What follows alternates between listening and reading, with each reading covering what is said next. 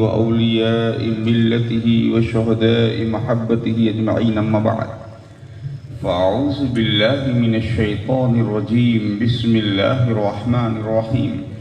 ولا تقولوا لمن يقتل في سبيل الله أموات بل أحياء ولكن لا تشعرون.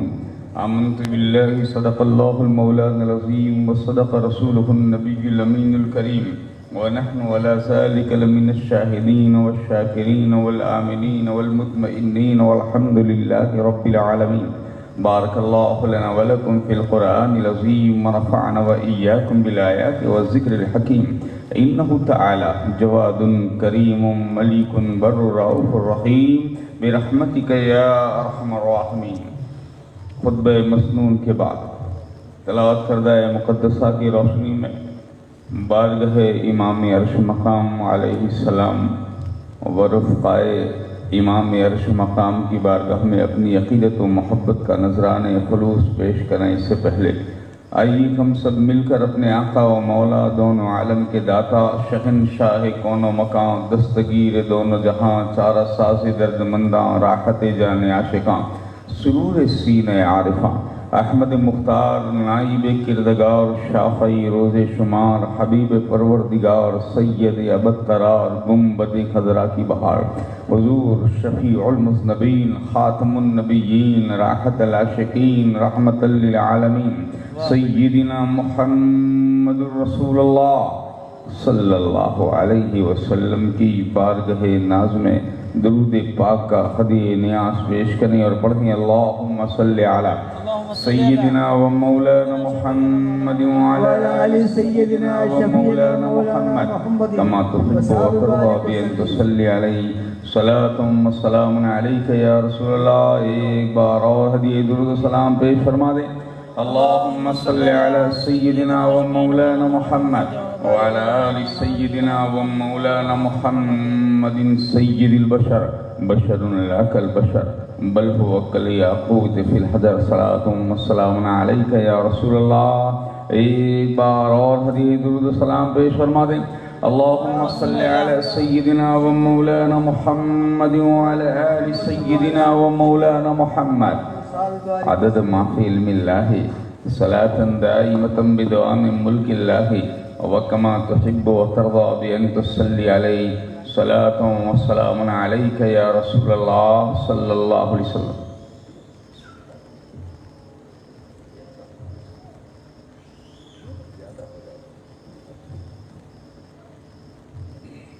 ایک بار اور محبت سے درود پاک پیش فرما دیں. اللهم صل وسلم على سيدنا ومولانا محمد وعلى آل سيدنا ومولانا محمد كما تحب وترضى بأن تصلي عليه صلاة وسلام عليك يا رسول الله صلى الله تعالى عليه وسلم.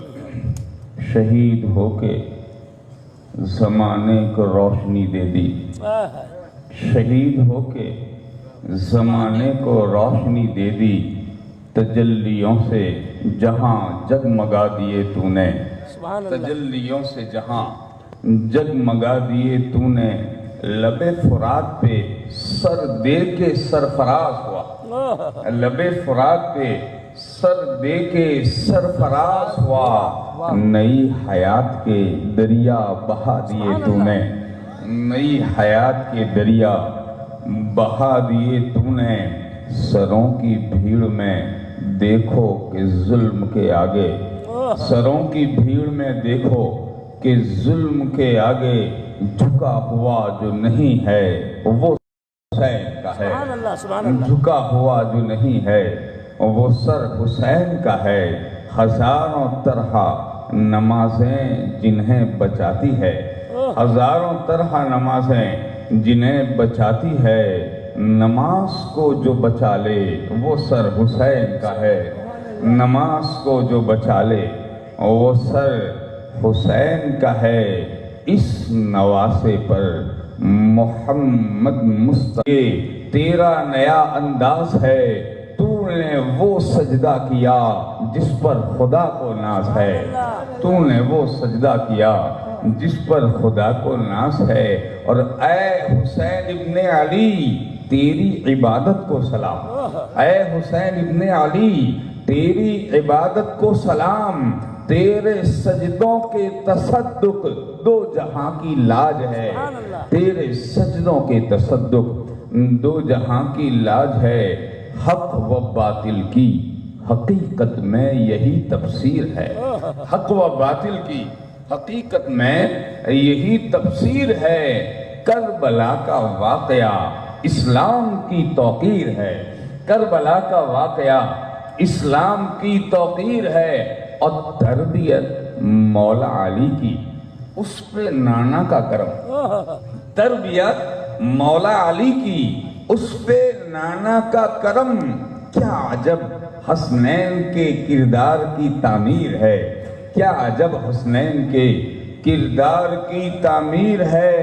اور دودھ پیتے بچوں کو جن کے شہادت ہو نصیب، دودھ پیتے بچوں کو جن کے شہادت ہو نصیب، ان کے کیسے مرتبے ہیں، ان کی کیا تقدیر ہے، ان کے کیسے مرتبے ہیں، ان کی کیا تقدیر ہے، اور ایسا ایثار اور قربانی نہیں جس کی مثال، ایسا ایثار اور قربانی نہیں جس کی مثال، اصل میں یہ فاطمہ کے دودھ کی تاثیر ہے، اصل میں یہ فاطمہ کے دودھ کی تاثیر ہے، اور پیتے کیوں پانی تیرا کم ظرف اے نہر فرات، پیتے کیوں پانی تیرا کم ظرف اے نہر فرات، حوض کوثر کے جو مالک ان کی وہ جاگیر ہے، حوض کوثر کے وہ مالک ان کی وہ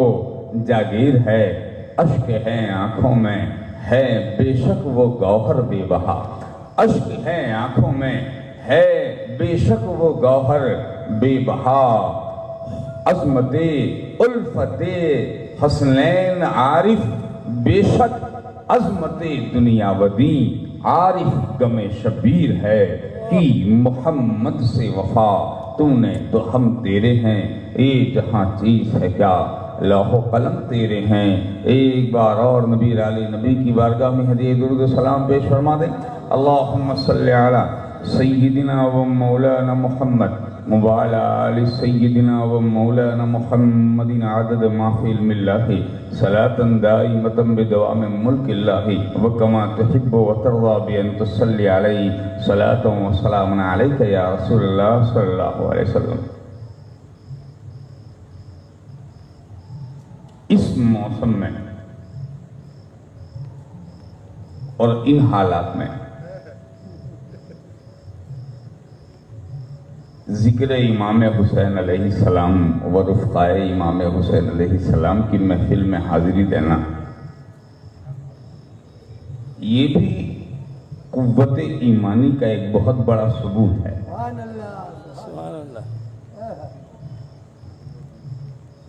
وہ بھی امتحان تھا، تپتی ہوئی دھوپ میں، اور آج برستی ہوئی اس برسات میں بھی عاشقان حسین کا امتحان ہے۔ سبحان اللہ۔ اگرچہ اس امتحان کو اس امتحان سے کوئی مناسبت نہیں ہو سکتی کہ وہ ایسا امتحان تھا کہ روح زمین پر سیدنا آدم علیہ نبینا علیہ السلام سے لے کر حضرت خاتم علیہ نبینا صلی اللہ علیہ وسلم تک، اور رسول عربی صلی اللہ علیہ وسلم سے لے کر آج اس وقت جیسا امتحان شہزادے شیر خدا نے دیا ہے، ویسا امتحان نہ کوئی دے سکتا ہے، نہ اب ایسا دینے والا پیدا ہو سکتا ہے۔ بے شک۔ تو وہ آخری تھا امتحان جو آقا حسین نے دیا، اور جس امتحان میں آزمائش کے تمام طریقے شامل تھے، خوف بھی، بھوک بھی، مصیبت بھی، مصائب بھی، جان و مال کا نقصان بھی، کھیتی باڑی کا نقصان بھی، آل و اولاد کا نقصان بھی، جان کی قربانی بھی، ہر قربانی اس ایک قربانی میں شامل تھی اس لیے روئے زمین پر شہید ہونے والے شہید ہوتے رہے، خدا کی راہ میں اسلام کے علم کو سربلند کرتے رہے، جان کا نذرانہ پیش کرتے رہے، شہید کہلاتے رہے، مگر یہ آنے جانے والے شہید ہوتے رہے، اور فاطمہ کا لال صرف شہید نہیں ہوا بلکہ شہید اعظم بنایا۔ سبحان اللہ۔ وہ قربانی اپنے مصائب کی انتہا پر تھی، امتحانات کی انتہا کہیے، امام عرش مقام کی اس قربانی میں سارے امتحانات شامل۔ اسی لیے سیدنا امام عرش مقام علی نبینا وعلیہ التحی امام عرش مقام علیہ السلام کی وہ قربانی جو آپ نے میدان کربلا میں دیا۔ دوستو، مورخین فرماتے ہیں اپنے دور اس وقت میں اگر کوئی عزم و استقلال کا کوئی ہمالہ بھی ہوتا تو اپنی جگہ سے ہٹ جاتا ہے۔ اگر کوئی بڑے سے بڑا طاقتور ہوتا اور بڑے سے بڑا جری بہادر اور حوصلے والا ہوتا تو اس کا کلیجہ پھٹ جاتا۔ مگر وہ کیا امتحان ہے کہ امتحان دینے والا امتحان دینے میں ایسی بے مثلی کا مظاہرہ کر رہا ہے کہ مصیبت آ رہی ہے اور خندہ پیشانی سے اس کا استقبال کیا جا رہا ہے، خندہ پیشانی سے استقبال کیا جا رہا ہے۔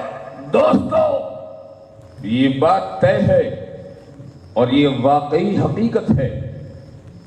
آپ ایک چیز کو اپنے ذہن میں رکھیں، اس بات کو، فقہی مسئلہ، علماء محققین اور علماء فقہ یہ ارشاد فرماتے ہیں مفتیان کرام، ایسی جگہ اگر انسان چلا جائے جس جگہ کھانا پینا بالکل میسر نہ ہو، اور اس مقام پر اگر اس کو جان بچانے کے لیے کوئی شے نہ ملے اور حرام کھانا بھی مل جائے تو جان بچانے کے لیے بقدرے جان بچانے کی مقدار 2-3 لقمہ بھی اس پر وہ کھانا فرض ہے،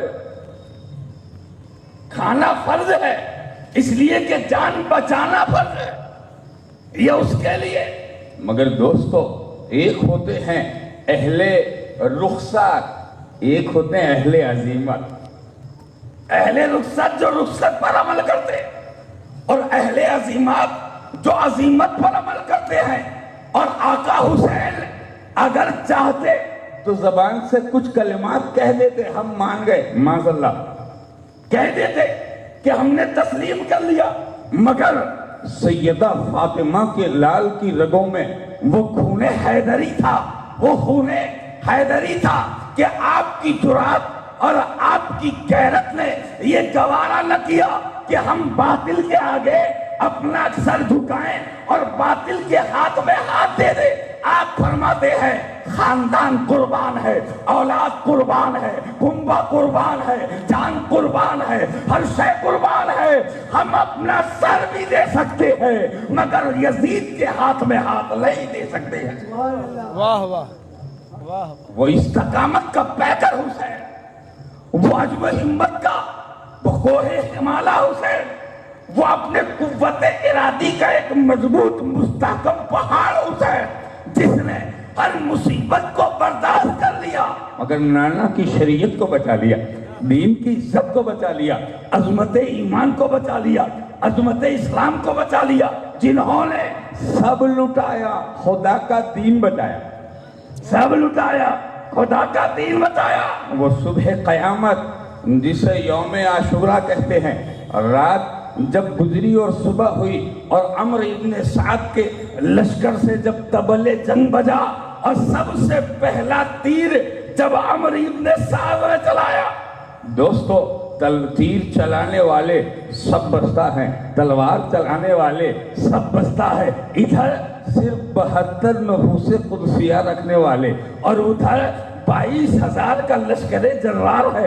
دوستو صرف خیال ہی کافی ہے اس مقام پر پریشان ہو جانے کے لیے کہ اتنا بڑا لشکر، اور اتنے بڑے لشکر کے سامنے صرف 72 نفوس قدسیہ رکھنے والے، مگر آپ یقین مانیں مورخین فرماتے ہیں ایسی تاریخ نہیں ملتی، ایسا اتہاس نہیں ملتا، ایسی جواں مردی نہیں ملتی، ایسی جرات نہیں ملتی، ایسا صبر و استقلال نہیں ملتا، ایسی عزم و ہمت نہیں ملتی۔ کہنے والے یہ کہہ رہے ہیں، لکھنے والے لکھ رہے ہیں، بیان لینے والے بیان دے رہے ہیں کہ ہر کوئی صرف واقعات کو سن کر حیران و پریشان ہوتا ہے، مگر فاطمہ کا لال امتحان دے کر کے بھی نہ ڈرتے ہیں، نہ گھبراتے ہیں، نہ آپ کے پائے استقلال میں لرزش آتی ہے، بلکہ اعلان ہو رہا ہے تو جان مانگو تو جان دیں گے،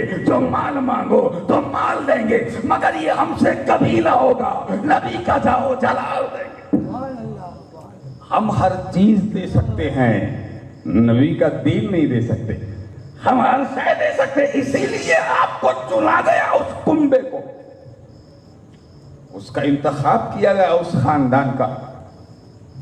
ازل ہی سے کاتب تقدیر نے فیصلہ فرمایا کہ جس گھر سے دین کو پھیلنا ہے اسی گھر والوں کو دین بچانا ہے۔ سیدنا امام عرش مقام نے جب طبلِ جنگ بج گیا تو آقا حسین میدان کارزار میں تشریف لائے، سارے احباب، سارے جانثار، سب کے سب امام عرش مقام کے سامنے ہاتھ باندھے کھڑے ہیں۔ آقا حسین ہمیں اجازت دی جائے میدان میں جانے کی۔ دوستو، وہ اجازت مانگنے والے کیسے اجازت مانگ رہے ہیں، کس حوصلے سے اجازت مانگ رہے ہیں؟ ایک ایک جانے کے لیے بےتاب ہے، بے چین ہے، سکون ختم ہے۔ کب اجازت دے تو بے قرار روح کو قرار آ جائے، کب اجازت دے تو بے قرار دل کو قرار و سکون آ جائے۔ وہ گویا وہ اجازت مانگ رہے ہیں جیسے کوئی بڑی نعمت کے حصول کے لیے بے چین نظر آتا ہے۔ اس طرح آقا حسین کے ساتھی شہادت کے مقام کو حاصل کرنے کے لیے بے چین نظر آتے ہیں۔ سبحان اللہ، سبحان اللہ۔ آقا حسین کے ساتھیوں کی شان آپ دیکھیے، وہ کیسے ہیں کہ وہ اجازت مانگ رہے ہیں، کس لیے؟ میدان جنگ میں جانے کے لیے۔ 22,000 کے لشکر کے سامنے ان میں کا ہر کوئی، اور اس وقت وہ بڑے خوش نصیب تھے جن کا یقین بھی تھا، ایمان بھی تھا کہ اس جماعت میں ملنے سے گھاٹا و نقصان نہیں ہوگا، بلکہ دونوں جہاں کی نعمتیں حسین کے ہاتھ میں خدا نے رکھ دی ہے، حسین کے ہاتھ میں۔ اسی لیے دوستو، آقا حسین جب میدان میں تشریف لے گئے اور سرکار امام نے میدان میں تشریف لے جا کر کے خطبہ ارشاد فرمایا، اور اس خطبے میں آپ نے اپنی پہچان کروائی۔ اے یزیدیو، مجھے جان لو اور مجھے پہچان لو، جس نے جانا ہے وہ اچھی طرح سے سمجھ لے، اور جو نہیں جانتا وہ پہچان لے، میں ہوں حسین ابن علی۔ جس کو کبھی گود میں لے کر اللہ کے رسول نے مسجد نبوی شریف میں خطبہ ارشاد فرمایا تھا، جس کو کبھی نبی کونین نے ارشاد فرمایا تھا، ایھا الناس ھذا الحسین فاعرفوہ وانصروہ واتبعوہ، اے لوگوں پہچان لو یہ میرا بیٹا حسین ہے، اس کی تعظیم کرو، اس کی تقریب کرو، وانصروہ، اور اس کی مدد کرو۔ اس وقت تو آپ 5 سال یا 4 سال کی عمر تھی سرکار حسین کی، اور نبی اسی وقت سے صدا لگا رہے ہیں۔ میرے شیخ فرماتے ہیں گویا ایسا لگتا ہے کہ جس خطبے کی ابتدا مسجد نبوی میں آمنہ کے لال نے کی تھی، آج اس خطبے کی انتہا میں میدان کربلا میں فاطمہ کا لال کر رہا ہوں۔ سبحان اللہ، سبحان اللہ۔ فاطمہ کا لال اس خطبے کی انتہا کر رہا ہے، اور تب وہی سے جو صدا دی جا رہی ہے کہ اے کائنات میں میرا کلمہ پڑھنے والوں اور میرے دین میں آ کر اپنے آپ کو مسلمان کہنے والوں، سمجھ لو یہ ہماری صدا ہے تمہارے لیے کہ حق پر وہی ہوگا جو میرے بیٹے حسین کے ساتھ میں ہوگا۔ اللہ اکبر، اللہ۔ آقا حسین علیہ السلام وہیں سے صدا دے رہے ہیں، حضرت رسول عربی صلی اللہ علیہ وسلم کے اس پیغام کو آگے پہنچا رہے ہیں۔ अना हुसैन इब्न अली, मैं हुसैन इब्न अली हूँ। मेरे जद्दे करीम वो है जिनका तुम कलमा पढ़ते हो। मेरे नाना वो है जिन्होंने तुम्हें दीन दिया, इस्लाम दिया, ईमान दिया। तुम गुमराही में थे, मेरे नबी ने हिदायत का वो काम किया कि तुम्हें गुमराही से निकाल कर इस्लाम की रोशनी अता फरमाई। सरकार हुसैन अपनी मार्फत करा रहे हैं, अपनी पहचान करा रहे हैं। ये दोनों खुतबे, इसमें बड़ी कदर मुश्तरक आप देखिए, दोनों में मुशाबहत कितनी है। वहाँ भी मदीने तैयबा में भी जब हुजूर पाक ने मस्जिद नबवी शरीफ में जुम्मतुल मुबारक के खुतबे को आधा छोड़कर मिंबर से उतरे हैं और बाहर तशरीफ ले गए, हुसैन को लाए, मिंबर पे चढ़े, फिर खुतबा इरशाद फरमाया, तो वहाँ भी जो सहाबा सामने है वो पहचानने वाले, वहां भी जो थे वो पहचानने वाले, और यहाँ भी जो बैठे सामने 22,000 के लश्कर में है वो भी हुसैन को पहचानने वाले, वो भी जानने वाले। मगर आका हुसैन उनके बीच में अपना तारुफ करा रहे हैं। गोया वो सुनने जो कभी नबी करीम ने खुद मिंबर रसूल पर अपने मिंबर पर अदा किया था, आज उसी अमल को अदा करके आका हुसैन उसी सुन्नत रसूल को दोहरा, उसी सुन्नत को दोहरा रहे हैं। और सरकार इमाम अर्श मकाम फरमाते हैं, ऐ यजीदी अच्छी तरह देख लो, मैं ही हूँ जो फातिमा का बेटा है, मैं ही हूँ जो हैदर कर्रार का शहजादा है, और इस वक्त रूए जमीन पर मुझसे ज्यादा करीबी रिश्तेदार तुम्हारे नबी का और कोई नहीं।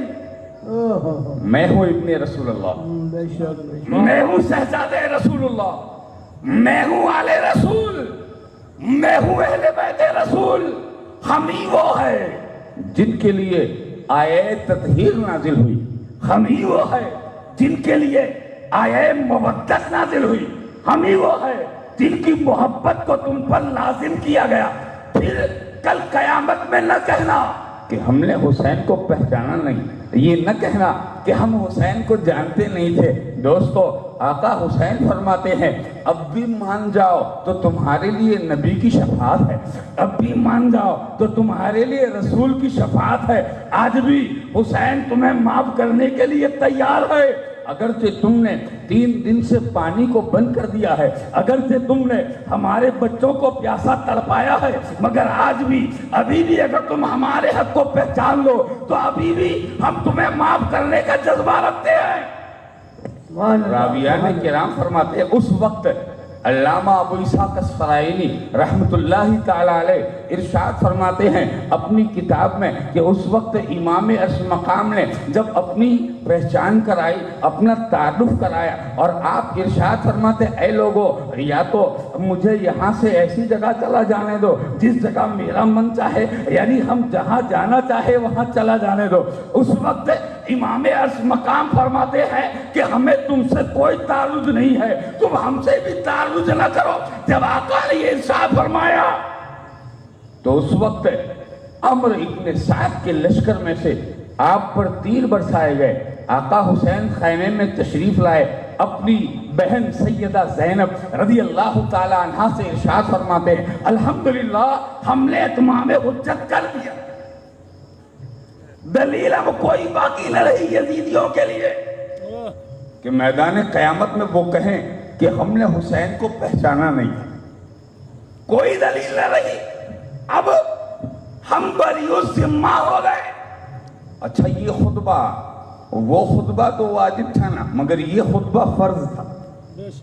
सरकार इमाम अर्श मकाम ने खुतबा दिया और अपना फर्ज अदा कर दिया ताकि मैदान क़यामत में किसी को गुंजाइश न रहे, और अगर कोई न पहचानता हो तो वो पहचान ले। ये भी आपका एक फरीजा था जो आपने अदा कर दिया। आप आए खैमों की तरफ और जब लश्कर यजीद की तरफ से आप पर तीर चलाया गया तो एक बंदा जो इस खुतबे को सुन रहा था लश्कर यजीद में, उनके रोंगटे खड़े हो गए, दिल की कैफियत तब्दील हुई और अचानक उन्होंने घोड़े को एड़ लगाई और एड़ लगाकर اپنے امیر عمر ابن سعد کے پاس وہ پہنچے اور جانے کے بعد کہتے تیرا بھلا ہو، کیا حسین نے جو بات ارشاد فرمائی ہے کیا وہ تیری سمجھ میں نہیں آتی؟ کیا انہوں نے جو کہا ہے کیا وہ حق نہیں کہا؟ کیا حسین حق پر نہیں ہے جو یہ سمجھا رہے ہیں؟ کہ خط لکھ کے تم ہی لوگوں نے بلایا، دعوت تم نے دی، ہم آ گئے، اب بے وفا تم ہی ہو، اب بے وفائی کر رہے ہو، یا تو مجھے چلا جانے دو یا پھر تم مجھے میری مرضی کے مطابق چھوڑ دو، ہمارا فیصلہ جو ہے وہ ہم دونوں مل کر کے کر لیں گے۔ راویان کرام فرماتے ہیں کہ جب انہوں نے یہ بات عمر ابن سعد سے کی تو وہ کہنے لگا حسین حق پر ہیں، اور حسین کہہ رہے ہیں مگر غلبہ یزیدیت میں ہے، یعنی دولت یزید کے پاس ہے، طاقت و قوت یزید کے پاس ہے۔ تو انہوں نے کہا تیرا بھلا ہو، یہ جو کہہ رہے ہیں مان لے یا انہیں یہاں سے آزاد کر دے، جہاں جائے چلے جائے۔ تو اس نے کہا کہ نہیں، جنگ ہوگی اور ایسی جنگ ہوگی جس میں کم سے کم سروں کا کٹ کے گر جانا اور جسموں کا زخمی ہو کر کے چور چور ہو جانا ہے۔ جب یہ بات اس نے کہی تو اس مرد قلندر کے دل میں اللہ نے محبت اہل بیت کے نور کو روشن کروا دیا۔ محبت اہل بیت کا نور روشن ہوا، گھوڑا دوڑاتے ہوئے آئے امام عرش مقام کی بارگاہ میں، اور آنے کے بعد عرض کرتے ہیں اے آقا حسین، میں آپ کا وہی مجرم ہوں جو آپ کو مقام ثعلبہ سے یا مقام عریب الحجانات سے حراست میں لے کر کے آیا۔ میرا نام حور ہے اور میں آپ کی بارگاہ میں اس لیے آیا ہوں کہ آپ مجھے معاف کر دیں اور مجھے اجازت دیں کہ میں سب سے پہلے آپ کی حفاظت میں دین اسلام کی حقانیت کو ثابت کرتے ہوئے لشکر یزید سے لڑوں اور مجھے جام شہادت مل جائے۔ دوستو، آقا حسین نے خندہ پیشانی سے استقبال کیا اور حضرت حر سے آپ خوش ہوئے، اور سیدنا امام حر رضی اللہ تعالی عنہ آپ کو آپ نے دعائیں دی۔ عرض کرتے حضور اب مجھے اجازت دے کہ میں میدان میں جاؤں اور لشکر یزید سے مقاتلہ محاربہ کروں، جنگ کروں۔ سرکار حسین نے ارشاد فرمایا اے حر، ابھی تو آئے ہو، ابھی تھوڑا قیام کرو، اب پھر اس کے بعد پھر تمہیں اجازت دیں گے۔ کہا حضور بس اب میں نے یہ تہیہ کر لیا ہے کہ میں گھوڑے سے اتروں گا نہیں، آپ مجھے اجازت دیجیے اور میں لشکر یزید میں جا کر کے ان کی بے ایمانی کا انہیں مزہ چکھا۔ یہ بات آپ ارشاد فرماتے ہیں اور پھر امام سے بضد اجازت لے کر کے آپ تشریف لے گئے۔ جب آپ تشریف لے گئے تو لشکر یزید میں ایک کھلبلی مچ گئی کہ یہ تو ہمارا ہی ایک شہسوار ہے جو مانا ہوا بڑا طاقتور ایک سپاہی ہے جو لشکر کا کمانڈر ہے، اب یہ خود آیا ہے ہمارے مد مقابل میں۔ کسی کی جرت نہ ہوئی کہ حضرت حر کے سامنے آئے۔ عمر ابن سعد نے آپ ہی کے قبیلے کے ایک شخص کو بھیجا اور بھیج کر کے کہلوایا کہ انہیں سمجھا کر کے اپنی طرف لے آؤ، اگر نہ مانے تو پھر حر پر حملہ کریں اور حر کو وہی ختم کر کے آ جائیں۔ روایت میں آتا ہے وہ سمجھا رہا ہے اے حر، ہم تو تجھے بڑا بہادر سمجھتے تھے، بڑا قوی سمجھتے تھے، بڑے حوصلے والا سمجھتے تھے، مگر ہم نے دیکھا کہ تو بھوک پیاسوں سے مل رہا ہے اور بھوک پیاسوں کے لشکر میں چلا گیا۔ وہاں کیا ملے گا؟ دولت یزید کے پاس ملے گی، عمارت یزید کے پاس ملے گی، یہاں تجھے سب کچھ ملے گا، اور وہاں کیا ملے گا؟ تو حضرت حر کیا جواب دیتے ہیں ارے نادان، تو دنیاوی چاہو حشمت کو دیکھتا ہے، دنیاوی چاہو حشم دیکھ رہا ہے، دولت دیکھ رہا ہے، تخت و تاج دیکھ رہا ہے، اللہ کی عزت کی قسم میری نظر سے دیکھ، اگر دیکھنا ہے تو میری نظر سے دیکھ۔ صبح قیامت تک حضرت حر نے یہ فیصلہ کر دیا کہ یزیدی بھی اس آئینے میں اپنے کو دیکھ لے اور حسینی بھی اس آئینے میں اپنے کو دیکھ لے، حسینی بھی دیکھ لے۔ آقا حر صاحب فرماتے ہیں میں اس وقت دو راہیں پہ کھڑا ہوں، میں اس وقت دو راہیں پہ یعنی دو راستوں پہ کھڑا ہوں، اس کے بیچ میں ایک راستہ جنت کی طرف جا رہا ہے، ایک راستہ جہنم کی طرف جا رہا ہے، اور میں نے ارادہ کر لیا ہے کہ چاہے میرے جسم کے ٹکڑے ٹکڑے کر دیے جائیں، مجھے مار دیا جائے، میرے جسم کو جلا دیا جائے، مجھے مٹا دیا جائے، یہ مجھے منظور ہے، مگر میں جنت والے راستے کو چھوڑ کر جہنم والے راستے کی طرف نہیں جاؤں گا، اور جو راستہ جہنم کا ہے وہ یزید کا ہے، اور جو راستہ جنت والوں کا ہے وہ آقا حسین کا ہے۔ واہ واہ واہ واہ واہ واہ۔ وہ آئینہ دکھا رہے ہیں، پہلے ہی دن سے یہ فیصلہ ہو چکا ہے کہ حسین حق پر تھے، اس کی علامت سب سے بڑا نمونہ تو یہی ہے کہ لشکر یزید سے کوئی نکل کے آئے، تلواروں کو دیکھتے ہوئے، تیروں کی بوچھاروں بارشوں کو دیکھتے ہوئے، ہزاروں کے لشکر جرار کو دیکھتے ہوئے، موت کو اپنے سر پر رقص کرتے ہوئی دیکھ کر کے بھی حسین سے ہاتھ ملا لینا، یہ اس بات کا اعلان ہے کہ وہ جس طرف تھے ادھر یزیدیت جو ہے وہ ناحق پر ہے، اور جدھر فاطمہ کا لال چلا ہے وہ صراط حق پر موجود ہے۔ واہ نعرہ تکبیر، واہ واہ واہ۔ نعرہ رسالت، امام حسین شہدائے کربلا۔ سیدنا امام عرش مقام کے تعلق سے وہ کہہ رہے ہیں یہی حق پر ہے۔ اور جب اس نے حملہ کیا تو آقا حضرت حر نے اس جانبازی سے اس کا مقابلہ کیا کہ نیزہ اس کے سینے میں گھسیڑا، اور پھر جب کھینچا تو یزیدی ایک پل میں زمین پر ڈھیر ہو گیا اور پھر کنارے جہنم ہو گیا۔ لشکر یزید میں کھلبلی ہے، آپ بلا رہے ہیں، حل میں مبارز ہے کوئی ایسا جو میرے مقابلے کے لیے آئے؟ ہے کوئی ایسا جو میرا مد مقابل ہو؟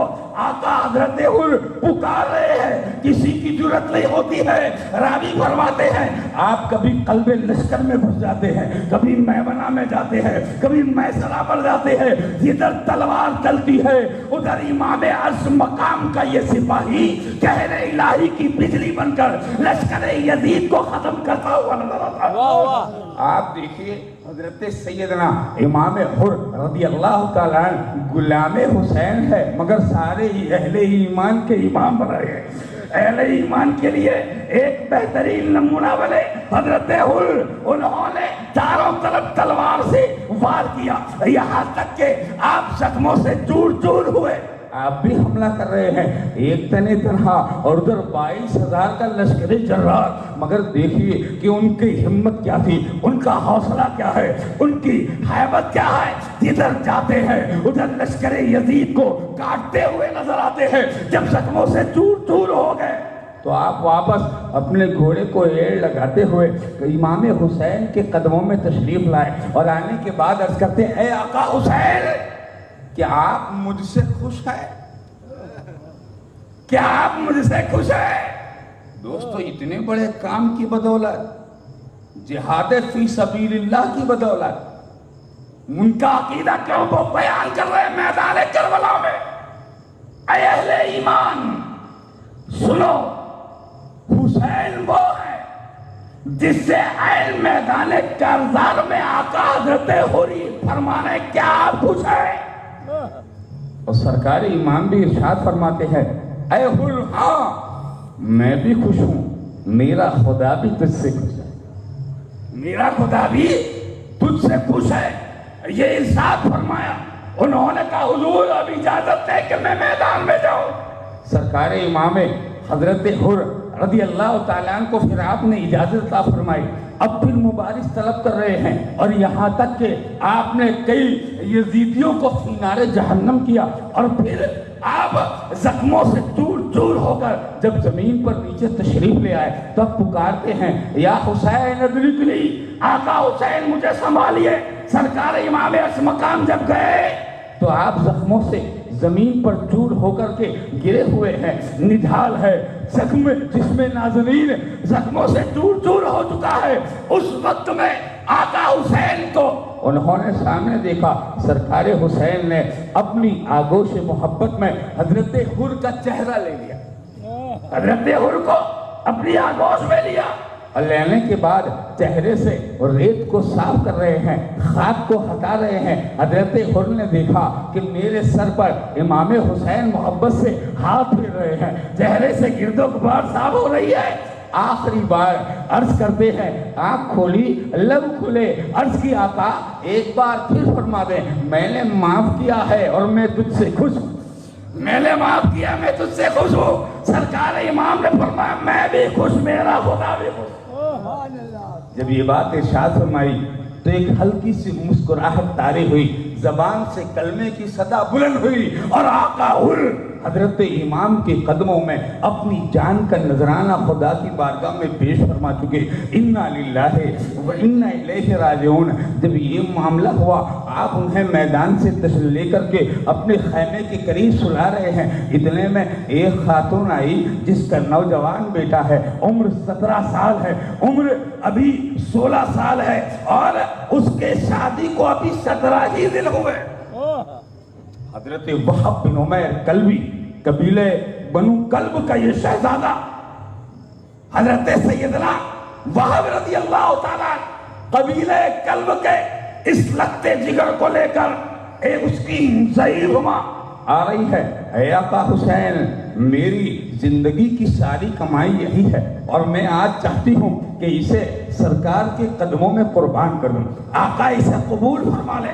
سرکار امام حسین رضی اللہ تعالیٰ عنہ آپ کی بارگاہ میں جب انہوں نے یہ عرض کیا، پہلے وہ اپنی ماں ہے بیٹے کو راضی کرتی ہے، بیٹا راضی ہوا، بیٹے نے کہا میری دلہن سے اجازت لے لیں، دلہن کے پاس گئے، دلہن نے کہا کہ اجازت تو ہے مگر ایک شرط ہے، اور اس کا قبولیت ایجاب و قبول اس شرط کی امام کے سامنے ہوگی۔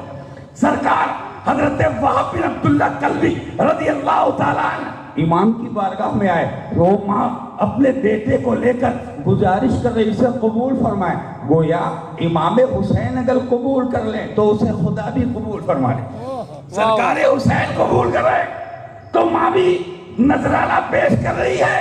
سیدنا حضرت وہب بن عبداللہ کلبی حاضر دربار ہیں، عرض کرتے آقا حضور میری یہ بیوی ہے اور مجھے آپ کے پاس لائی ہے اور اس کی کوئی شرط ہے جو آپ سے بیان کرنا چاہتی ہے۔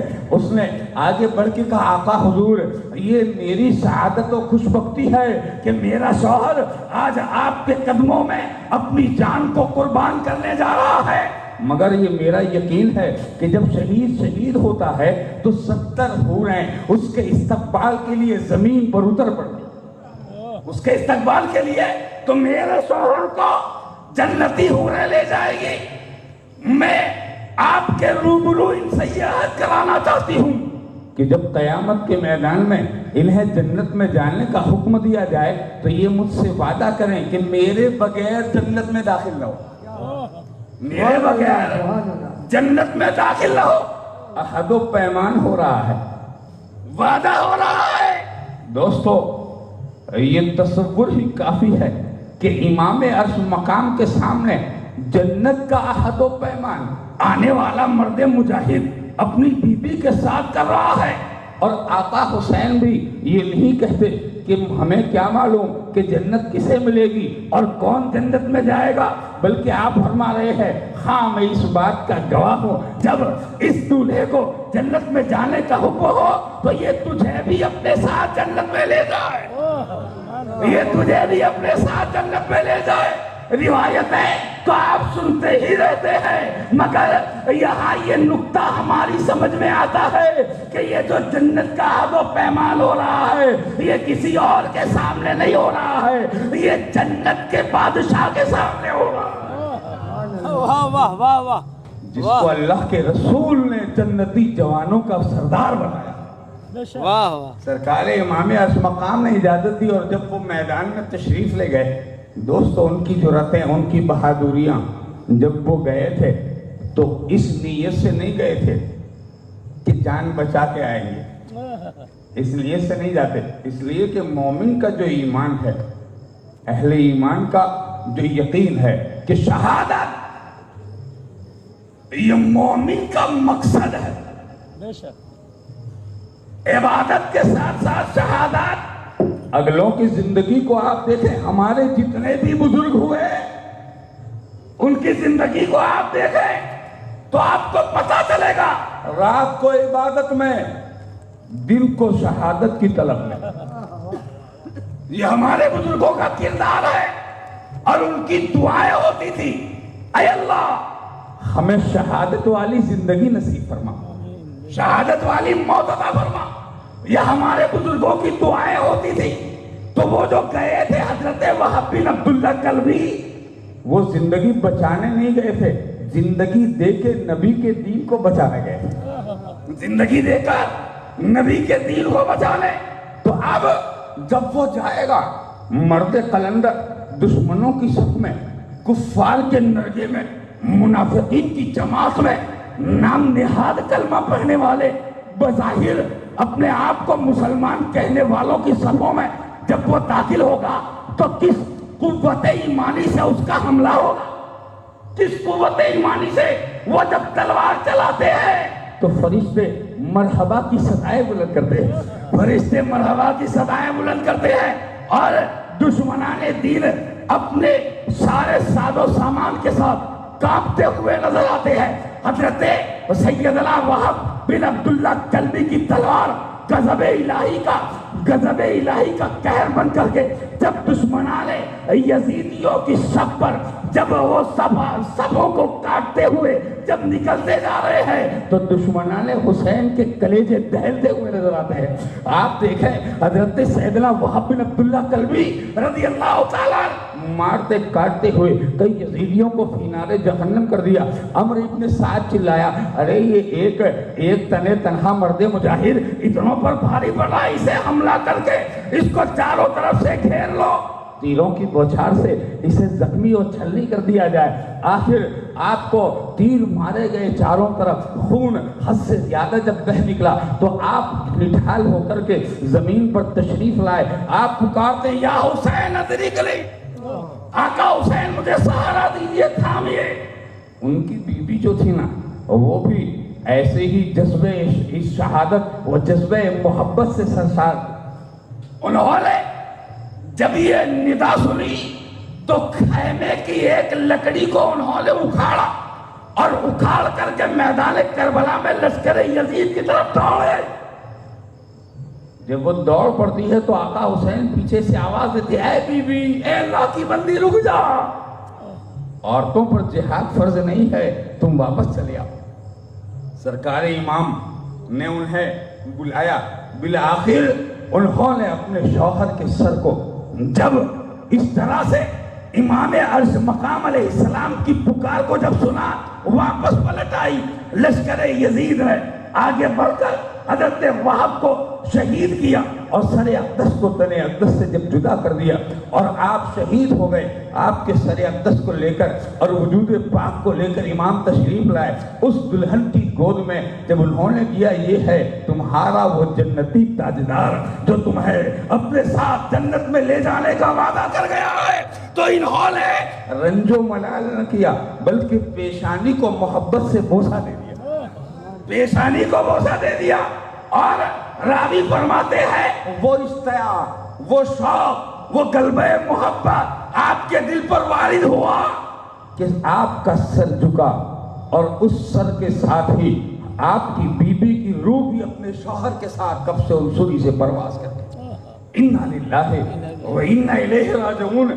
یہ ایک ایسی داستان ہے کہ امام کے ساتھ جتنے بھی ہیں وہ برضا و رغبت جا رہے ہیں، برضا و رغبت خدا کی رضا کے لیے اپنی مرضی سے. اور لشکر یزید میں جو ہے انہیں جبر و اکراہ کے ساتھ میں، کراہت کے ساتھ بھیجا جا رہا ہے. وجہ کیا ہے؟ یہ دین بچانے آئے تھے، وہ دنیا کمانے آئے تھے. یہ دین بچا رہے ہیں، وہ دنیا کما رہے ہیں. اسی لیے دوستو قصہ مختصر یہ ہے کہ روایت میں آتا ہے جب تک امام عرش مقام کے ساتھیوں میں سے ایک بھی رہا، کسی نے بھی حسین سید کربلا رضی اللہ تعالیٰ عنہ کو یا اہل بیت میں سے کسی کو بھی میدان میں جانے نہ دیا. سارے اصحاب حسین ایک ایک کر کے شہید ہو رہے ہیں، ایک ایک کر کے سب جا رہے ہیں. اور جب سب شہید ہو گئے، اہل بیت نبوت کی جب باری آئی تو ان میں کوئی سیدنا امام حسن مصطفیٰ کی یادگار ہے تو کوئی عکس جمال محمدی لیے ہوئے اپنے مقدس وجود میں، ان میں سب سے پہلے سیدنا آقا امام حسن کے شہزادے حضرت سیدنا قاسم رضی اللہ تعالیٰ عنہ آپ تشریف لائے، عرض کی حضور آپ کا نور نظر، آپ کا بھتیجا آپ کے سامنے ہے، سرکار مجھے اجازت دی جائے کہ میں میدان میں جاؤں۔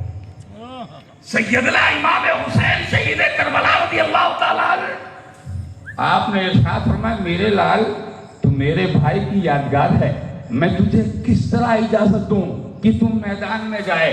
آپ کو سمجھایا گیا، بہت دل بہلایا گیا، مگر جذبہ شوق شہادت حضرت امام قاسم رضی اللہ تعالیٰ عنہ کے دل میں ایسا سمایا ہوا ہے۔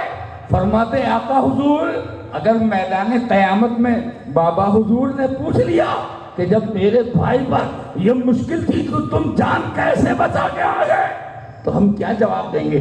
سرکار امام حسین رضی اللہ تعالیٰ عنہ آپ نے اس کے باوجود بھی اجازت نہ دی، کہا تم میرے بھائی کی نشانی ہو۔ روایت بہت طویل ہے، قصہ مختصر یہ کہ آپ نڈھال ہو کر کے مجبور اور لاچار ہو کر ایک طرف بیٹھ گئے کہ اب کیا کیا جائے۔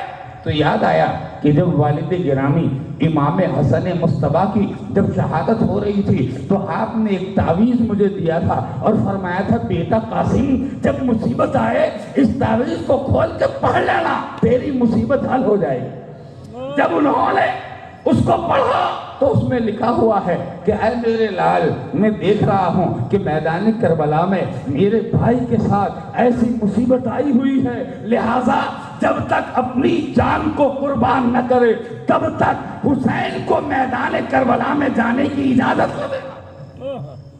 آقا حسین رضی اللہ تعالیٰ عنہ کی بارگاہ میں آئے، خط پیش کیا اور اس کے بعد میں جب انہوں نے خط کو پڑھا تو اسے بوسہ دیا، چومنے لگے، فرماتا ہے میرے بھائی حسن مصطفیٰ کیسی مشکل میں تو نے مجھے یاد فرمایا، اپنے شہزادے کو تو نے وصیت کی۔ اور اس سے یہ بھی معلوم ہوتا ہے کہ انہیں اس دن سے معلوم تھا کہ آقا حسین دین کو بچانے کربلا میں اپنے کنبے کو لٹانے کے لیے سرکار امام قاسم نے جب یہ خط دیا اب امام کو کوئی انکار کی گنجائش نہ رہی۔ سرکار امام حسین نے ارشاد فرمایا میرے لال تجھے اجازت ہے۔ آپ تشریف لے گئے میدان کارزار میں، 3 دن کے بھوکے پیاسے یہ نوجوانان اہل بیت جب اپنی سواریوں پر سوار ہو کر کے نکلے، دوستو جسم کمزور ہے مگر روح قوت والی ہے، حوصلہ بلند ہے، جسم میں لقاحت ہے مگر قوت ایمانی کا یہ عالم ہے کہ حوصلے ابھی تک پست نہیں ہوئے ہیں۔ میدان میں تشریف لے گئے، لشکر یزید میں کھلبلی مچ گئی، یہ کون سی نور کی صورت ہے جو آج میدان کربلا میں طلوع ہوئی ہے۔ دوستو حضرت امام قاسم رضی اللہ تعالیٰ عنہ جب آپ گئے تو حضرت امام حسین رضی اللہ تعالیٰ عنہ ہے اللہ کے امان میں دے کر کے آپ خیمے سے دیکھ رہے ہیں کہ شہزادہ قاسم تشریف لے جا رہے ہیں، ادھر لشکر یزید میں کھلبلی مچی ہے، کوئی سامنے آنے کی ضرورت نہیں کرتا۔ اچانک لشکر یزید میں ایک اعلان ہوا اور عمرو بن سعد نے پکارا ملک شام کے پہلوان کو، اے ارزا تو بہت بڑا قوی ہے اور تجھے لشکر یزید میں اسی لیے رکھا ہے کہ جس بڑے سے بڑے بہادروں کے سامنے تو نبرد آزما ہوتا ہے اور کبھی تو ماس نہیں کھاتا، آج تجھے اسی لیے میں تجھے للکارتا ہوں کہ اگر اپنی ہمت کا جوہر دکھانا ہے اور اپنی قوت کے اگر سکے جمانے ہیں تو آج ان 3 دن کے بھوکے پیاسے کے سامنے نبرد آزمائی کر، تاکہ ہمیں بھی پتا چلے کہ تو اتنے سالوں سے جو یزید کا تنخواہ لے رہا ہے اس میں تو نے حق نمک ادا کیا ہے۔ یقین مانیں ارزت جو ہے وہ بڑا شامی پہلوان ہے، مگر اس نے بھی جب دیکھا کہ حضرت قاسم سامنے ہے تو وہ بھی آئیں بائیں شائیں کرنے لگا۔ راوی کہتے ہیں کہ اس نے کہا مجھے غیرت آتی ہے کہ میں اس چھوٹے سے بچے کے سامنے لڑنے کے لیے جاؤں، یہ کام تو میرا بیٹا کرے گا۔ روایت میں آتا اس کے 4 بیٹے اور ہر بیٹا بڑا پہلوان۔ امام نے جب سامنے سے اس کے بیٹے کو آتے ہوئے دیکھا تو آپ نے دعا فرمائی، اے اللہ میرے شہزادے کی اس خوخار درندے سے حفاظت فرما دے۔ امام نے دعا کی اور پھر اس نے آتے ہی نیزے سے حملہ کیا۔ آپ نے اس کے نیزے کے وار کو خالی کر کے ایسا نیزہ مارا کہ اس یزیدی کو اسی وقت اپنے نیزے پر اٹھا کر زمین پر پٹک دیتے ہیں اور پھر اسے فینار جہنم فرما دیتے ہیں۔ روایت میں آتا ہے کہ اس کا دوسرا بیٹا آیا، اس نے بھی اسی انداز سے جب حملہ کیا تو آپ نے بھی اس کو اسی وقت فینار جہنم کر دیا۔ اب تیسرا آ رہا ہے اور جب وہ آتا ہے تو آپ کو گالیاں دیتے ہوئے آ رہا ہے۔ گالیاں دیتے، تو نے میرے 2 بھائیوں کو بے دردی سے قتل کر دیا، اب تیری خیر نہیں ہے۔ مگر دوستو وہ گالیاں دے رہا ہے اور حضرت امام قاسم مسکرا رہے ہیں۔ سیدنا قاسم مسکراتے ہیں۔ جب یہ بات آتی ہے تو میں ایک واقعہ ضرور عرض کرتا ہوں، اور وہ واقعہ کیا ہے کہ حضرت امام قاسم رضی اللہ تعالیٰ مسکراتے ہیں اور وہ گالی بول رہا ہے، گالیاں بک رہا ہے۔ سرکار امام قاسم کی مسکراہٹ یہ بتا رہی ہے کہ ان کا صبر و تحمل کیسا ہے، وہ ایمان کے کس درجے پر ہے۔ سیدنا حضرت امام قاسم مسکرا رہے ہیں۔ مگر دوستو اس مقام پر ایک واقعہ جو مجھے یاد آتا ہے وہ یہ ہے کہ بالکل ہمارے قریب کے زمانے میں ایک بزرگ جو بالکل قریب ہی میں وفات فرما گئے، سلسلہ اشرفیہ کی شان سیدنا مرشدنا ابو المسعود سید محمد مختار اشرف اشرفی جیلانی سرکار کلا رضی اللہ تعالیٰ عنہ۔ آپ کا مشہور واقعہ ہے جس زمانے میں کچھ لوگوں نے اختلاف کیا تھا اس سلسلے سے، تو کچھ لوگوں نے اپنی غلاظت اور اپنی دریدہ دہنی کی وجہ سے، دل کی گندگی کی وجہ سے حضور سرکار کلا کو گالیاں دی تھی، اور جب گالیاں دی تو ایک صاحب نے سرکار کلا کی بارگاہ میں عرض کی، حضور فلاں آپ کو گالیاں دے رہا۔ جب آپ نے یہ بات سنی تو آپ فرماتے ہیں اللہ اسے ہدایت عطا فرمائے۔ سبحان اللہ، سبحان اللہ اسے ہدایت عطا پر۔ دیکھیے یہ سید ہیں اور یہ اصلی سادات کی پہچان ہے، وہ کبھی اپنے مقام سے گرتے نہیں، ان کی شان ہے، یہ اہل بیت کی یہ پہچان ہے، تبھی تو خدا نے انہیں قرآن میں اہل بیت کہا ہے۔ واہ یہ اہل بیت ہے، فرمایا اللہ اسے ہدایت دے۔ اس نے پھر کہا حضور وہ گالیاں دیتا ہے، کہ اللہ اس کی حفاظت کرے، اس کے ایمان کی حفاظت کرے، اللہ اس کو ہدایت عطا فرمائے۔ اب وہ حیرت میں ڈوب گیا، اب پھر کہہ رہا ہے حضور وہ گالیاں دے رہا ہے اور آپ اس کو دعائیں دے رہے ہیں۔ تو ہمارا مختار سلسلہ اشرفیہ کی جان و شان سیدنا ابو المسعود سرکار کلا رضی اللہ تعالیٰ عنہ ارشاد فرماتے ہیں، بیٹے جس کے گھر میں گالیاں سکھائی جاتی ہے وہ گالیاں دیتا ہے، اور جس کے گھر میں دعائیں سکھائی جاتی ہے وہ دعائیں دیتا ہے۔ اللہ، سبحان اللہ۔ یہ شان ہے اہل بیت، واہ واہ یہ شان ہے نبی کے گھر والوں کی، واہ واہ واہ۔ یہ شان ہے مصطفیٰ کے خانوادے کی۔ تو ادھر یہ 1400 سال کے بعد کے شہزادوں کی یہ شان ہے، تو ان کے جد کریم کی شان کیا ہوگی؟ ان کے جد اعلیٰ کی شان کیا ہوگی؟ اب میدان کربلا میں جب وہ گالیاں بک رہا ہے تو ہم حضرت امام قاسم مسکرائے، فرماتے بے صبری کا مظاہرہ نہ کر، تجھے بھی ان قریب تیرے بھائی کے پاس پہنچا دیا جائے گا، ان قریب تجھے بھی پہنچایا جائے گا۔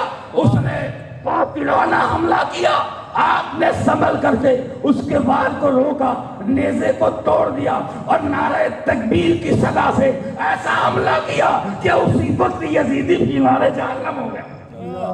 اس کا گھوڑا آپ نے لے لیا اور لینے کے بعد اس پر سوار ہو گئے اس کی تلوار پر آپ نے قبضہ فرمایا اور اس کے بعد میں آپ پھر پکارتے ہیں حل من مبارز، ہے کوئی جو میرے سامنے آئے؟ اس کا چوتھا بیٹا آیا اور وہ بھی حضرت امام قاسم سے نبرد آزما ہوا، یہاں تک کہ سیدنا امام قاسم رضی اللہ تعالیٰ عنہ سے وہ نبرد آزما ہو رہا ہے، آپ نے اسے بھی فینار جہنم کر دیا۔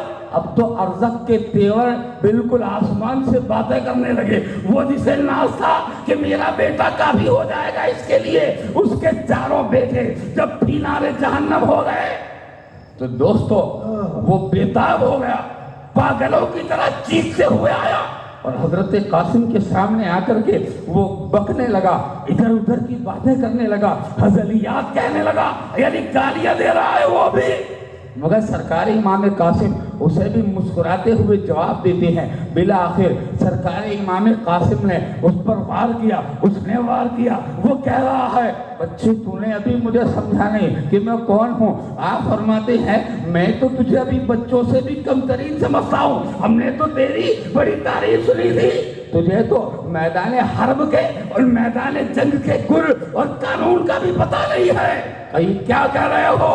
فرمایا ہاں تیرے گھوڑے کی زین کو ذرا نیچے جھک کے دیکھ لے۔ اس نے جیسے ہی دیکھا آپ نے نعرے تکبیر سے تلوار چلائی اور کافر فینار جہنم ہو گیا۔ واہ روایت میں آتا ہے اب تو لشکر یزید میں کھلبلی مچی ہوئی، کھلبلی مچ گئی ہے کہ اب کون ہے جو میدان میں جائے؟ دوستو ادھر امام قاسم پر شدت سے پیاس نے غلبہ کیا، آئے امام کی بارگاہ میں عرض کرتے ہیں اے میرے چچا جان، اگر چند قطرے پانی کے مل جائے مجھے تسکین ہو جائے، ان لشکر یزید کے سامنے میں آپ کی ڈھال بن کر کے لڑوں اور انہیں فینار جہنم کرتا رہوں۔ آقا نے سینے سے لگایا، دعائے صبر و شکر اور سکون عطا فرمائی اور پھر عرض کی بیٹے عنقریب نانا جان حوض کوثر پر تمہیں جام کوثر دینے والے۔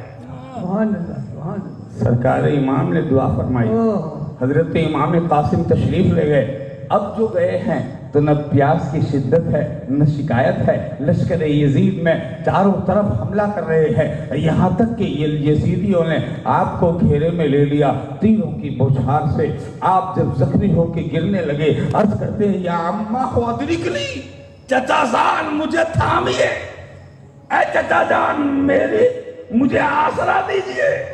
سرکار امام قاسم کی صدا کو آپ نے سنا اور جیسے ہی سنتے آپ دوڑ پڑے میدان کارزار میں، آپ نے اٹھایا اور اٹھا کر کے آپ لانے لگے تو دیکھا کہ حضرت امام قاسم رضی اللہ تعالیٰ عنہ کو ایک دشمن یزیدی شہید کرنے کے لیے، سر کاٹنے کے لیے آگے بڑھا اور تلوار لے کر کے جھکا ہوا ہے۔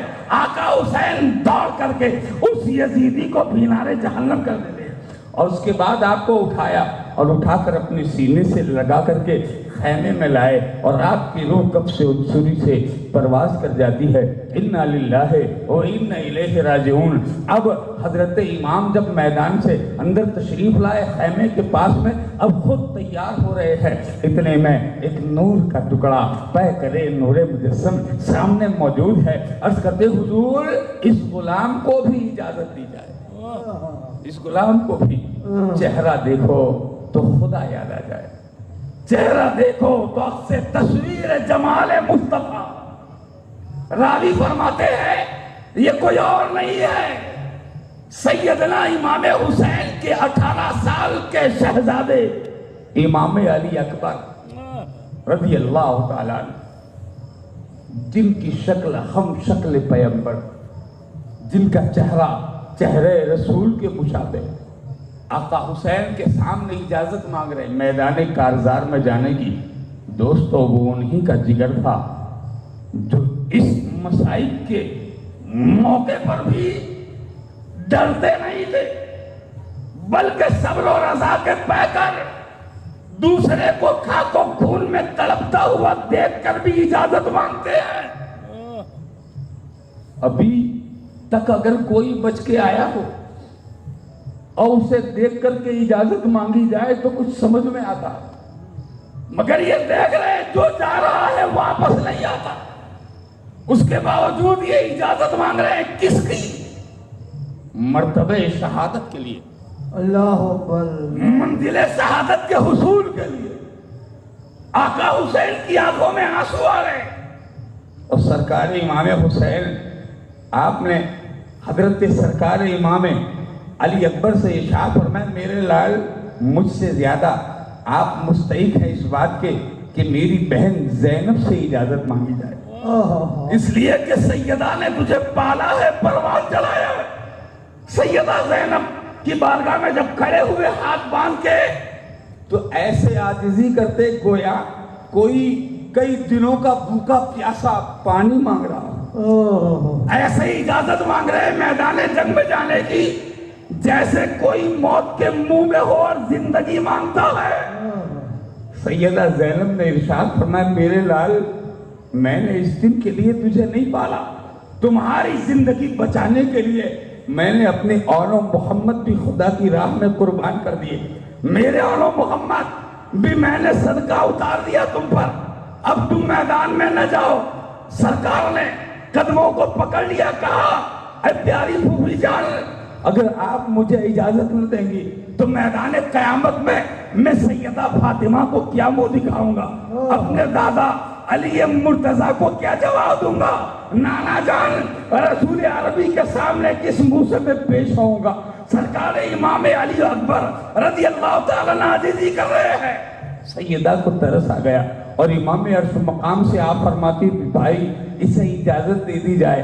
دوستو یہ ایسے ہی ہے جیسے یہ لڑکھڑاتے ہوئے عاجزی کے ساتھ میں اجازت مانگ رہے ہیں، جیسے زندگی کے لیے بھیک مانگ رہے ہیں. مگر یقین مانے ان کا یہ بھیک مانگنا یہ موت کے لیے نہیں ہے بلکہ اسلام کی حیات کے لیے. سبحان اللہ. ہمارے امام عرش مقام سے وہ اجازت مانگ رہے ہیں. امام نے بھی اجازت دے دی. ایک باپ 56 سال 5 مہینہ 5 دن کی عمر میں اپنے نوجوان بیٹے کو اجازت دے رہا، خود تیار کر رہے ہیں، کھل لشکر اعلیٰ میں بھیج رہے ہیں. ادھر لشکر یزید میں کوہرام مچا ہوا ہے کہ یہ کون ہے جس کی شکل کو دیکھ کر شکل رسول کا احساس ہو رہا ہے. یہ کون ہے، یہ کون مہجمال ہے، یہ کون معروف ہے کہ میدان میں آیا ہے تو اس کے نور کی کرنوں نے آج پورے میدان کربلا کو جگمگایا ہوا ہے.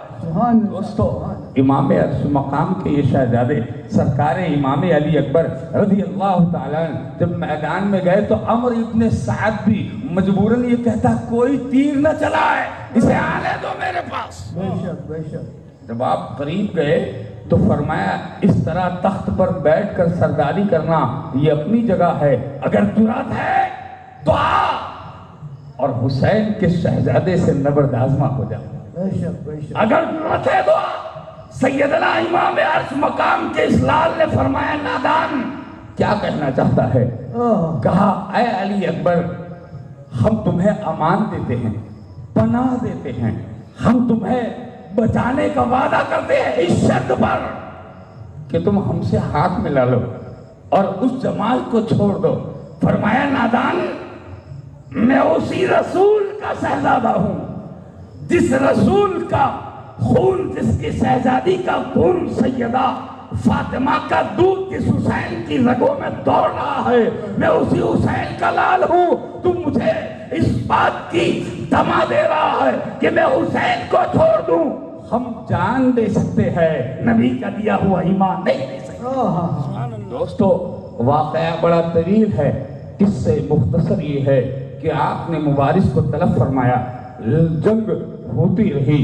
امام عرش مقام کا یہ شہزادہ زخموں سے چور چور ہے اور اس وقت سیدنا امام عرش مقام علیہ السلام کے یہ شہزادے یزیدیوں کو دوڑا رہے ہیں اور جس طرف نکل جاتے ہیں ادھر لشکر یزید میں کوہرام مچا ہوا نظر آتا ہے، یہاں تک کہ کئی ہزار یزیدیوں کو پینارے جہنم کرنے کے بعد جب آپ زخموں سے چور ہو کے گرتے ہیں عرض کرتے ہیں یا ابتا ہوا ادرکنی، اے ابا حضور مجھے تھامیے، مجھے سہارا دیجئے. سرکار امام عرش مقام علیہ السلام رضی اللہ تعالیٰ عنہ اپنے بیٹے کی پکار پر دوڑتے ہیں اور دوڑ کر میدان کارزار میں تشریف لے جاتے ہیں.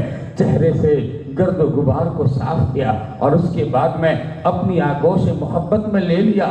دیکھا کہ آنکھیں کھلی ہے اور امام سامنے ہے. مسکراتے ہیں. کلمہ شہادت کے ساتھ روح کب سے سری سے پرواز کر جاتی ہے.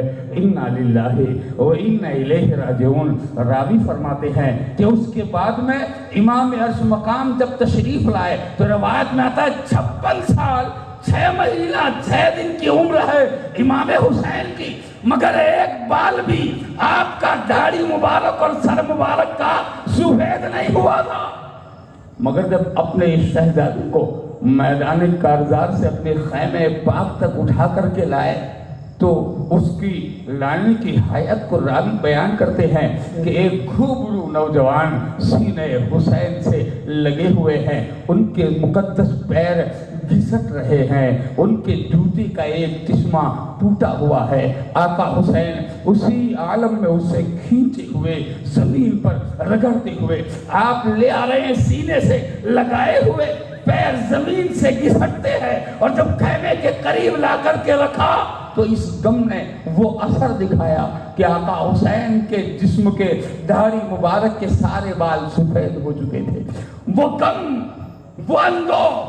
مگر فاطمہ کے لال اس وقت بھی نہ گھبرائے نہ پریشان ہوئے بلکہ خدا کی بارگاہ میں سجدے شکر کرتے ہیں. اے اللہ، یہ تیرا احسان ہے کہ تو نے میری اس قربانی کو بھی قبول کیا. سبحان اللہ سبحان. دوستو، واقعات بڑی طویل ہیں. اس سلسلے میں قصہ مختصر یہ ہے کہ آپ کو لٹایا گیا.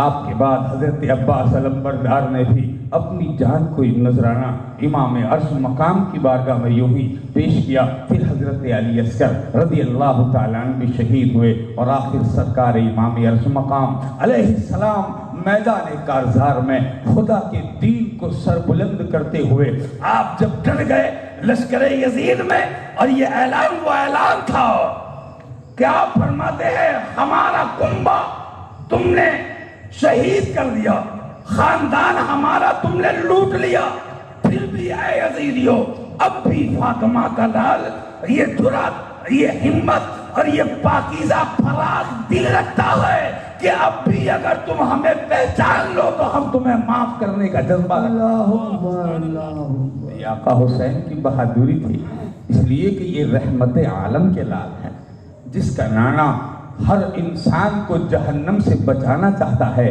آج وہی نواسا امت کو جہنم سے بچانے کی فکر کر رہے ہیں اور بالآخر آپ کی بات کو جب کسی نے نہ مانا اور لوگ تلوار تیر چلانے لگے تو آقا حسین نے بھی حملہ کیا. روایت میں آتا ہے جدھر تلوار حسین چلتی تھی ادھر یزیدیت کا خاتمہ ہوتا ہوا نظر آتا ہے. یہاں تک کہ آقا حسین کو لوگوں نے جب تیروں سے چھلنی کر دیا اور آپ بہت زیادہ زخموں سے چور ہو گئے، ایک جگہ بیٹھ گئے. روایت میں آتا ہے کہ دوستو یہ وہ روایتیں ہیں جس کو ہم اس طریقے سے بیان نہیں کر سکتے جیسا کہ حق ہے. بس حصول برکت اور یاد کو تازہ کرنے کے لیے صرف روایتاً کہہ دیتے ہیں کہ آپ بیٹھ چکے ہیں میدان میں ایک جگہ پر. اب نہ دفاع کرنے کی طاقت ہے نہ روکنے کا آپ کے اندر حوصلہ ہے. جسم چور ہے، 72 زخم جسم نازنین پر لگ چکے ہیں. آپ پر اب جو بھی تیر آتا ہے وہ سیدھا آپ کے جسم نازنین پر لگتا ہے. آقا حسین اسی طرح زخموں کو شہن کر رہے، برداشت کر رہے ہیں اور یزیدی آپ کو اسی طرح زخمی کر رہے ہیں. اور یہ صبر و استقامت کا پہاڑ دین کو بچانے کے لیے ہر تیر کو اپنے سینے پر جھیلتا ہے، مگر نہ آہ ہے، نہ واویلا ہے، نہ ناشکری ہے، نہ بے صبری ہے، نہ بے شکری کا ناشکری کا مظاہرہ ہو رہا ہے، بلکہ تیر کھا رہے ہیں، خدا کا شکر ادا کر رہے ہیں. عرض کرتے مولا یہ تیرا احسان ہے کہ تو نے حسین کو اپنے دین کی حفاظت کے لیے قبول فرما دیا. یقین مانے امام عرش مقام کی یہ قربانی کہ آپ نے اس آخری وقت میں بھی نہ ہاتھ دینے کی بات کی، نہ بیعت کرنے کی بات کی، न सर झुकाने की बात की। जबान पर एक ही जुमला है कि हम जान दे सकते हैं, नबी का दिया हुआ ईमान नहीं दे सकते हैं। सरकार हुसैन इसी आलम में है कि एक बदबख्त आता है शिबल, और आने के बाद आपका सर कलम करने के लिए तलवार जब चलाता है, उठाता है, आका फरमाते हैं ये तेरा काम नहीं है, ये तेरा काम नहीं है। जब आपने ये इरशाद फरमाया तो वो खौफ से हैबत के मारे कांप गया। तलवार उसके हाथ से छूट गई, और जब गिर गई तो इमाम असफराइनी फरमाते हैं कि दूसरा आया जिसका नाम सनान है। आने के बाद उसने जब तलवार चलाना चाहिए, उसको देखते हैं, फरमाते हैं नादान ये तेरा काम नहीं है, वो भी कांप करके तलवार को छोड़ देता है। फिर तीसरा आया सनान, उसको भी आपने ये फरमाया। अलबत्ता एक शख्स आया, और आने के बाद में जब उसने हजरत सरकार इमाम अर्श मकाम पर सवार हो गया, सरकार इमाम अर्श मकाम फरमाते हैं ऐ जालिम अपना सीना खोल के दिखा, मैं इस मैदान में अपने नबी का मौजज़ा देखना चाहता हूँ। रवायत में आता है उसने कहा क्या मौजज़ा? कहा तू सीना खोल। जब उसने सीना खोला तो आपने देखा उसके सीने पर बर्स का निशान है, उसके पुष्ट पर खिंजीर की तरह बालों के गुच्छे हैं। जब ये देखा तो आपने फरमाया सद्दक़्ता या जद्दी, ऐ मेरे आका आपने सच फरमाया था। उसने कहा काल माँ क्या सच कहा था? माँ का जद्दू का आपके जद ने क्या कहा था? तो आपने फरमाया ऐ शिम्र, ये वही दिन है और वो दिन है जिस दिन एक मर्तबा मैं अपने नाना के सीने पर सवार था, सोया हुआ, और मेरे आका मुझे बोसा दे रहे थे, मेरे गले को चूम रहे थे, मुझे बोसा दे रहे थे, और फिर इरशाद फरमाया मेरे लाल आज जिस तरह तू मेरे सीने पर सवार है, कल मैदान करबला में एक अबलग कुत्ता तेरे सीने पर सवार होगा। वो दुनिया की बदतरीन मखलूक है। कयामत के दिन वो तेरे कत्ल का कोई बदला खुदा की बारगाह में कोई जवाब न दे सकेंगे। वो मेरी शफाअत से महरूम है, खुदा की रहमतों से महरूम है। आपने जब ये बात इरशाद फरमाई, उसने जब सीने को खोल के दिखाया वही अलामत है। उसने कहा अब तो तुमने मुझे खिंजीर की तरह कहा तो अपना खून मेरे लिए हलाल कर दिया। आका हुसैन फरमाते बात तो तय है कि मुझे शहादत मिलेगी, मगर आखिरी मेरी तमन्ना है कि मुझे नमाज पढ़ने दिया जाए। उसी हालत में बेचारगी में इमाम अर्श मकाम ने अपने ही खून से तयम्मुम फरमाया, अपने चेहरे से हाथों को मलते हैं, और सैयदना इमाम हुसैन अलैहिस्सलाम जिस हालत में थे उसी हालत में सिमते किबला रुक कर के सजदे में गिर जाते हैं। वो सजदा जो आपने फरमाया, और उसके बाद एक सजदा हुआ, जब दूसरे सजदे में गए तो उस बदबख्त जहन्नमी ने आप पर जुल्म का वो वार किया कि सरे अक़दस तने मुक़द्दस से इलाहिदा हुआ, और आप जामे शहादत नौस फरमाकर सैयद शुहदा के खिताब से माला माल हुए। हकीकत ये है कि इमाम ने अपनी जान को बारगाह इलाही में पेश करके नजराना पेश किया। उन्होंने अपनी सारी दौलत, जायदाद, कुंबा, हर शय, यहाँ तक कि अपनी आलो औलाद को उन्होंने खुदा की राह में कुर्बान किया, मगर वो एहसान इमाम अर्श मकाम का हम पर भी है, उम्मत पर भी है, इस्लाम पर भी है, हमारे औलाद पर भी है। दोस्तों, हकीकत ये है कि उन्होंने गला कटाया, मगर शरीयत के एक एक हुक्म को कटने से बचा लिया। शरीयत के एक एक मसले को उन्होंने बचाया, शरीयत के हर अहकाम की उन्होंने हिफाजत की, और आखिरी वक्त तक किसी नापाक के हाथ में हाथ न दे करके ये ऐलान कर दिया कि अगर कभी ऐसा वक्त आए तो कभी वक्त के यजीद से समझौता न करना। وہ تمہیں مٹانا چاہے گا، مگر قدرت تمہارے ساتھ ہوگی۔ جس طرح تمہارا آقا حسین زندہ ہے، اسی طرح تم بھی زندہ رہ جاؤ۔ اللہ اکبر۔ یہ پیغام حسین ہے۔ اسی لیے دوستو حضرت محمد علی جوہر نے یہ بڑی سچی بات کہی، قتل حسین اصل میں مرگ یزید ہے۔ اسلام زندہ ہوتا ہے ہر کربلا کے بعد، اور ہمارے مالک خواجہ اجمیر نے سچ فرمایا، شاست حسین بادشاہ است حسین، دین است حسین، دی پناہ است حسین، سردار نداد دست در دست یزید حقا کے بنائے لا الہ است حسین۔ آج بھی ہمارے لیے یہ پیغام ہے کہ ہم دامن حسین کو مضبوطی سے تھام لیں، کسی یزید سے سمجھوتا نہ کریں۔ اگر حسینیت ہم میں زندہ ہے تو نہ کوئی ہمیں مٹا سکتا ہے نہ مٹا سکے گا۔ حق یہ ہے کہ قتل حسین اصل میں مرگ یزید ہے، اسلام زندہ ہوتا ہے ہر کربلا کے بعد۔ وآخر دعوانا ان الحمدللہ۔